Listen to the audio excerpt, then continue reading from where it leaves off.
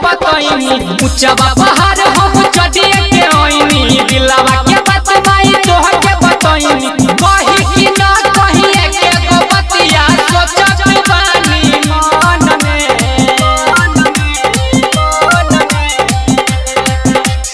lover के माजी हो जई है राजी अरे लवर के माजी हो जई है राजी त चुनरी चढ़ाई चरण में लवर के माजी हो जई है राजी त चुनरी चढ़ाई चरण में डीजे उमेश लवर के माजी हो जई है बाजार लवर के माजी हो जई है राजी त चुनरी चढ़ाई चरण में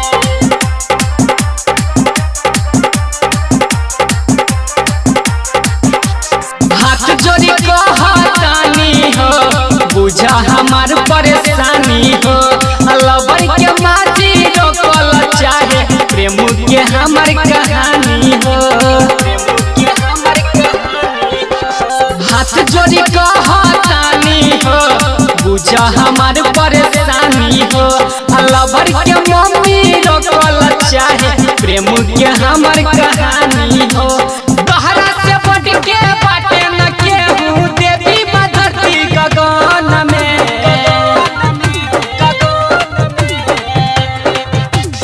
लवर के माजी हो जई है राजी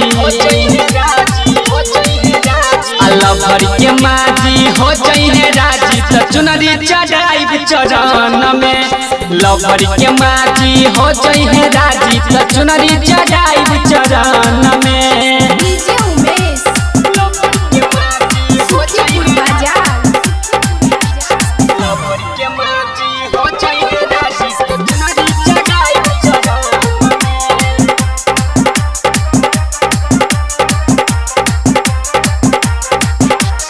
आशिकी अखिलेश आवेले इहे रजिया लगा देले अब भोरे भोरे अरहुल के फुलवा राइटर देबू चढ़ा देले हाँ आशिकी अखिलेश आवेले इहे रजिया लगा देले भोरे भोरे अरहुल के फुलवा माई हो उमेश चढ़ा देले सरोज परवीर के सुनो ये मैया बसेलू हरदम मन में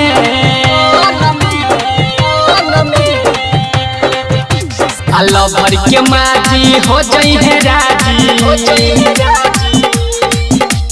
लवर के माजी हो जई है राजी त चुनरी चढ़ाई चरण में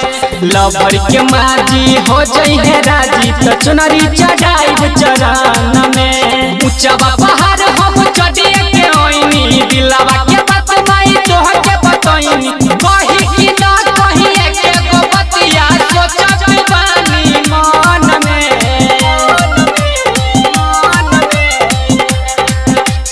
लवर के माजी हो जई है राजी